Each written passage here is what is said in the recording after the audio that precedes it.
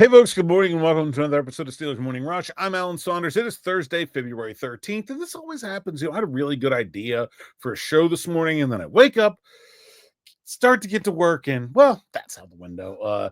Breaking news this morning from former FSN Pittsburgh host and currently of the Big Ten Network, Ryan Burr, reported that the Steelers have called the Jacksonville Jaguars to inquire about trading for former number 1 overall draft pick Trevor Lawrence.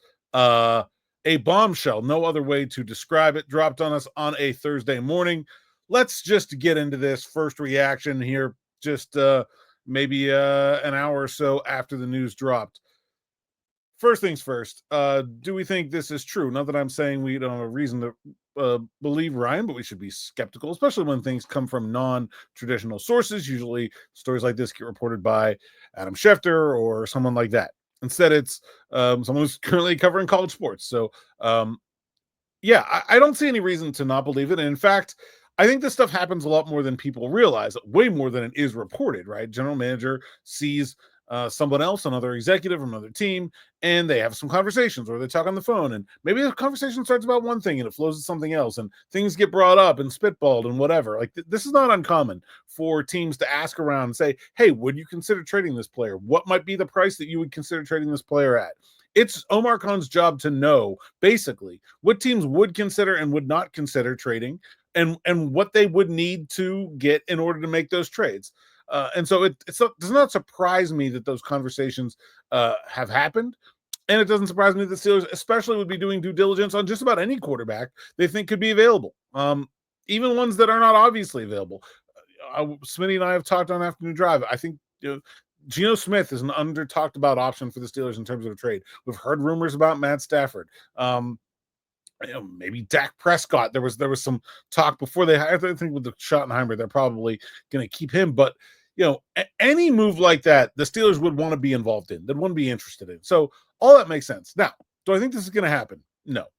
First of all, the Jaguars don't even have a general manager right now. They fired Trent Baalke, and they did that to facilitate the hiring of Liam Cohen. Cohen is supposed to be involved with the process of finding a new general manager for Jacksonville. In fact, they have been doing interviews for new general managers this week. So unless Khan is just going to go over the head of everyone and trade away his star player, which I don't see happening, there's no real smoke here, right? Like, it's not like anyone that Omar could have been talking to in the last week or so is going to be authorized to make this trade. And Liam Cohen has said that part of what brought him to Jacksonville was Trevor Lawrence. Now, could that have been crap? Yeah, maybe, but why say it? Like, there was no reason for him to say that if it wasn't true. So, I don't. This all seems very far-fetched. Furthermore, as desperate as the Steelers are at the quarterback position, and as hopeless as their search this offseason seems for significant upgrades on either Russell Wilson or Justin Fields, I don't love the idea of making this trade for the Steelers. Trevor Lawrence is owed a ton of money. He signed a $200 million guaranteed extension that hasn't even kicked in yet. And so this would be a wager that would have like far-reaching results, because if you make this trade and Trevor Lawrence doesn't get better, and by the way, he would have to get better. Trevor Lawrence was worse than Russell Wilson in 2024. He finished 29th in passer rating, 17th in QBR, 20th in adjusted net yards per attempt, and 25th in EPA per drop back. That's not good. Okay, so you'd have to get a lot better play out of Trevor Lawrence than they got last year. Okay, and he's owed $37.5 million guaranteed in 25, $37.5 million guaranteed in 26, $29 million is currently guaranteed in 27.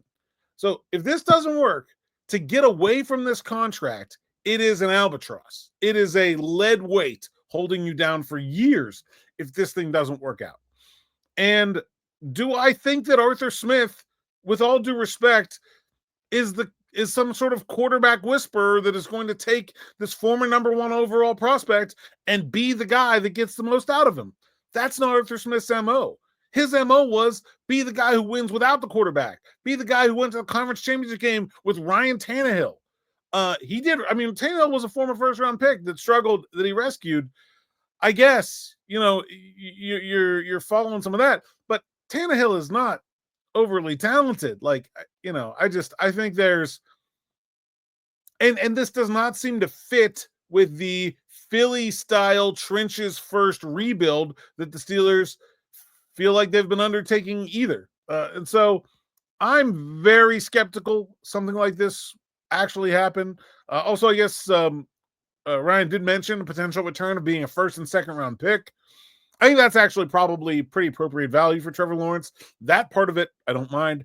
I would so much rather from the Steelers give Justin Fields a chance this year and then take your chances with the 2026 quarterback class, then take your chances with $200 million in contract guarantees on a guy who was worse than Russell Wilson last year that you have to pay a first and second round pick to get. I think I'm all the way out on this deal from the Steelers' perspective, and I think I would be all the way out on this deal from the Jags' perspective. What did you hire Liam Cohen for if that's the guy who should be getting the most out of Trevor Lawrence? This would be selling low on a guy who could still potentially be a franchise quarterback, and you just hired a coach that has the potential to get that out of him. Why would you give up on him now? Certainly not without a general manager. So I think this is going to turn out to be a lot of excitement about nothing, but we'll stay tuned and, of course, keep you up to date on the news as it happens. That's all I got for this morning. We'll save the real show idea for another day. But until then, thanks for listening. Thanks for watching. Thanks to all who subscribe and have notifications on the YouTube platform. Really appreciate you. And we'll be back with more with me and Smitty just about 6 o'clock today. Thanks for listening. Thanks for watching. Until next time, enjoy.